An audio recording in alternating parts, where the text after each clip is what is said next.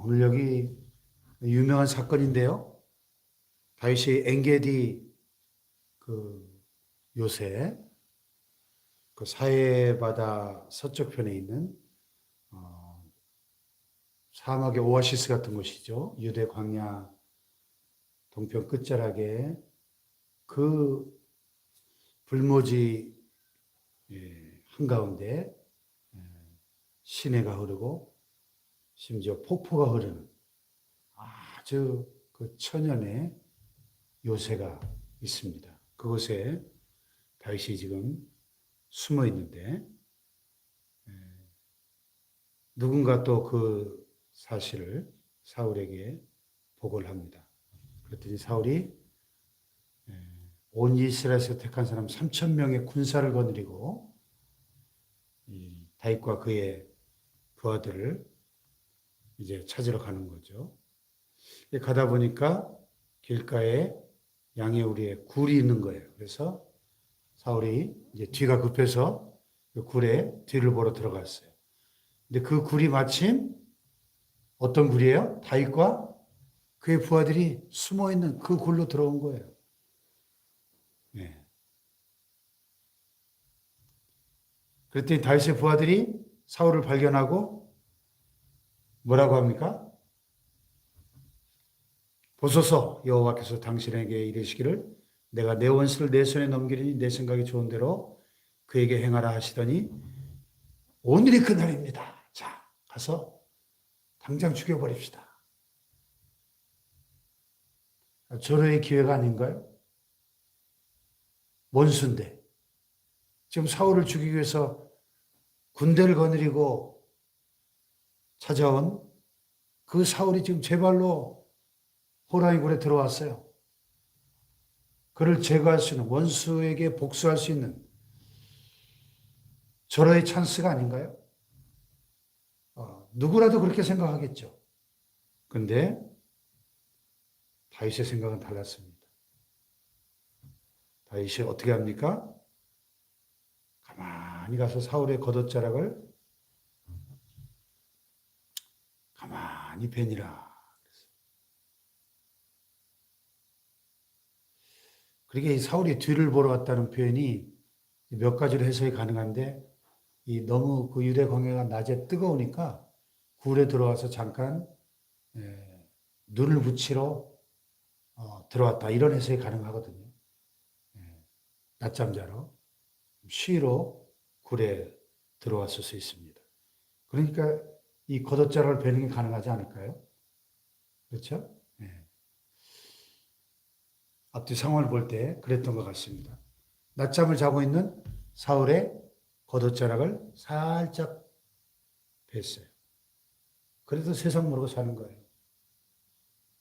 그러니까 마음만 먹으면 단칼에 죽일 수 있어요, 없어요? 아니, 자고 있는데 뭐 쉬운 일이죠. 누구라도 그렇게 하지 않았을까요? 지금 자기를 죽이기 위해서 계속 쫓아다니는 원수인데 근데 다윗의 생각은 달랐다는 거예요. 심지어 사울의 옷자락을 벤 것만 가지고도 다윗의 마음이 찔렸다는 것입니다. 그래서 뭐라 그래요? 내가 손을 들어 여호와의 기름 부음 받은 내 죄를 치는 것은 여호와께서 금하시는 것이니 그는 여호와의 기름 부음을 받은 자가 됨이니라. 무슨 얘기입니까? 비록 사울이 이렇게 자기를 미워하고 죽이려 하고 심지어는 그가 하나님께 버림받은 왕이고 악신이 그에게 들려서 그 악신을 쫓아내기 위해서 자기가 수금으로 찬양을 연주하면서 얼마나 여러분 사울을 치료해 주었습니까? 자, 그런 버림받은 자니까 내 손으로 처단해야 되겠다 이렇게 생각할 수도 있겠지만은 다윗의 생각은 달랐다는 거예요. 하나님이 기름 부어 세운 왕이고 여호와의 기름 부음 받은 자를 내가 직접 내 손으로 치는 것은 하나님이 금하시는 것이다. 그러니까 다윗의 기준이 뭐예요? 내 생각, 내 마음, 내 욕심, 내 감정이 아니라 다윗의 기준은 뭡니까? 하나님의 마음, 하나님의 생각, 하나님의 말씀이 기준인 거예요. 아멘. 이게 중요한 겁니다. 자, 만약에 이때 다윗이 칼을 들어서 사울을 죽이고 이제 사울을 죽였으니까 예루살렘으로 가가지고 철천지 원수 사울이 죽었다. 이제부터 내가 왕이다. 했다면 다윗을 따르는 무리들이 상당히 있었을 겁니다. 하지만 그것은 이스라엘 왕정 국가의 역사상 최초의 쿠데타가 되겠죠. 그렇죠? 네. 왕을 죽이고 자기가 왕이 되니까. 반역이죠. 네. 우리가 지금 계속 몇 주째 열왕기상하, 역대상하를 주일 오후에 공부하고 있는데, 자, 북이스라엘, 특히 북이스라엘이 왜 망했죠? 첫째는 우상숭배고 두 번째는 끊임없는 반란이 일어나는 거예요. 계속해서 왕들을 죽이니까 뭐 어떤 사람은 뭐 석 달 만에 죽고 어떤 사람은 뭐 2년 만에 죽고 어떤 사람은 10년 만에 죽고 계속 죽이고 죽이는 이 쿠데타와 반란이 악순환이에요. 비록 그가 악인일지라도 그렇게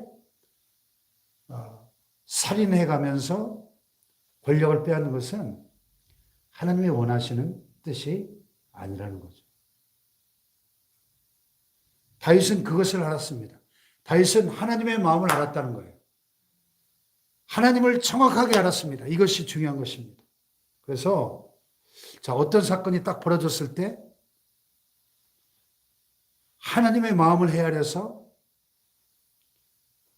그 사건에 대해서 분별하고 판단했다는 사실입니다.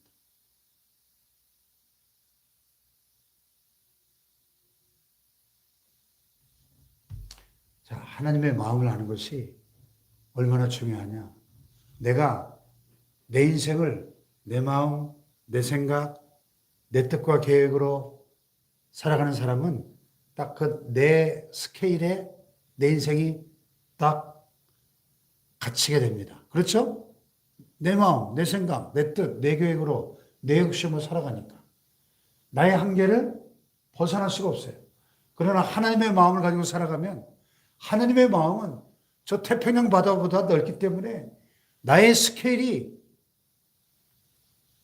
하나님의 스케일로 커지는 겁니다. 할렐루야. 기도도 그래요. 기도도 하나님 이렇게 해주세요. 저렇게 해주세요. 이것 주세요. 저것 주세요. 내 욕심과 내 생각과 내 뜻대로만 기도한다면 그거는 마치 그릇으로 말하면 이런 간장종지만한 그릇인 거예요. 그 사람의 믿음의 그릇이. 그러나 여러분 하나님의 마음을 구하고 하나님의 마음을 품고 하나님의 뜻을 구하는 기도는 그 스케일이 이 간장종지가 아니라 이건 엄청난 태평양 바다와 같은 그런 큰 마음, 넓은 마음, 그 믿음의 그릇이 이 비교할 수가 없는 겁니다. 할렐루야. 다윗이 위대했던 것은 간장종지만한 자기의 그릇이 아니라 하나님의 그 큰 그릇을 그의 마음에 담았다는 것입니다. 할렐루야. 하나님의 마음이 어떤 마음이게요? 하나님의 마음. 다윗은 하나님의 마음을 알았어요. 여기 옷자락을 벤 다음에 멀찌감치 저 산꼭대기에서 사울이 내려다 보이는 곳에서 왕이시여 이거 보십시오. 왕의 옷자락입니다. 제가 단칼에 왕을 죽일 수 있었지만은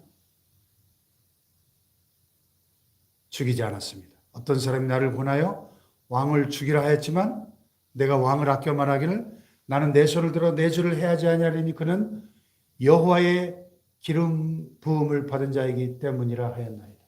할렐루야. 사울왕을 세운 임명권자이신 하나님의 그 권리를 존중한다는 것입니다. 임명권자의 권한을 인정하고 존중한다는 것입니다. 할렐루야! 하나님이 이것을 귀하게 보신 거예요.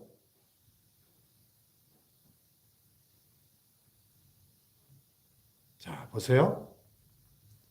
여호와께서는 나와 왕 사이를 판단하사 여호와께서 나를 위하여 왕에게 보복하시려니와 내 손으로는 왕을 해하지 아니하겠나. 당신과 나 사이에 진정한 재판관 되시는 하나님께 나는 맡기겠습니다. 그래서 오늘 말씀의 제목이 하늘의 재판장 앞에 복수심을 맡기는 삶. 따라해 봅시다. 하늘의 재판장 앞에 복수심을 맡기는 삶. 왜 그 복수심을 하나님께 맡겨야 될까요? 복수하는 것은 우리의 영역이 아니고 하나님의 영역이라는 것입니다.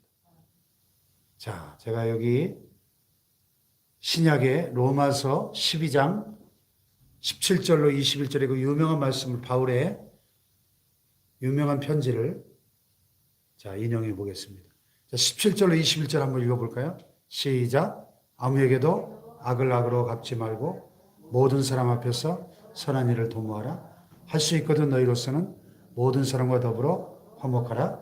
내 사랑하는 자들아, 너희가 친히 원수를 갚지 말고 하나님의 진노하심을 맡기라. 기록되었으되 원수가 없는 것이 내게 있으니 내가 갚으리라고 주께서 말씀하시니라. 내 원수가 줄이거든 먹이고 목마르거든 마시게 하라. 그리함으로 내가 숯불을 그 머리에 쌓아놓으리라. 악에게 지지 말고 선으로 악을 이기라. 아멘. 자, 이게 하나님의 마음이에요.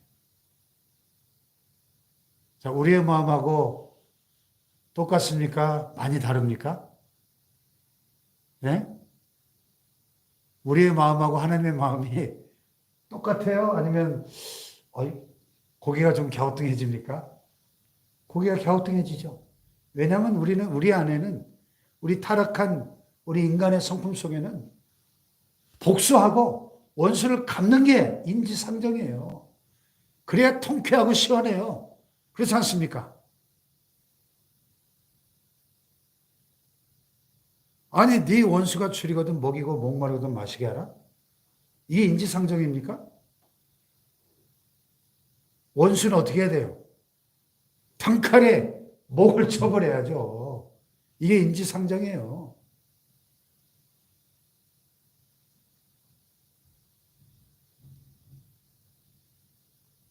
윤석열 대통령이 지금 10년 만에 한일 정상회담하고 일본하고 관계를 회복하려고 하니까 난리잖아요, 지금.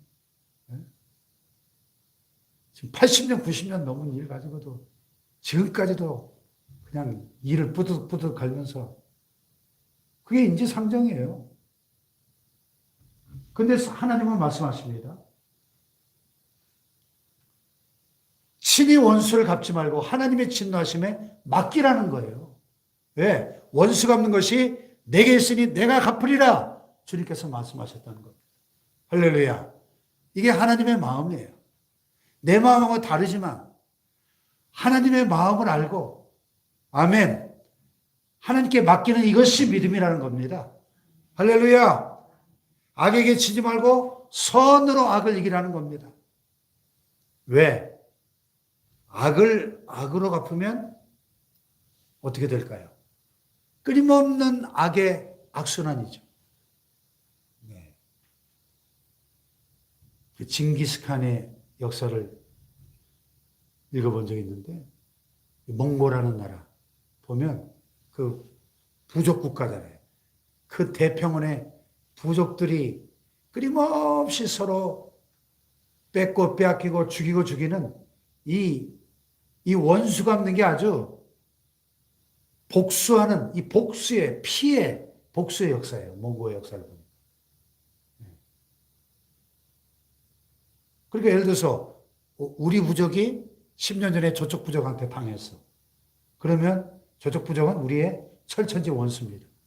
그러면 내 자식, 내 손자, 증손자 때까지 이 원수를 갚는 거예요. 또 가서 힘을 키워서 그 부족을 또 박살을 내고 그러면 이제 저 부족은 또 이 부족의 철천지 원수가 돼요.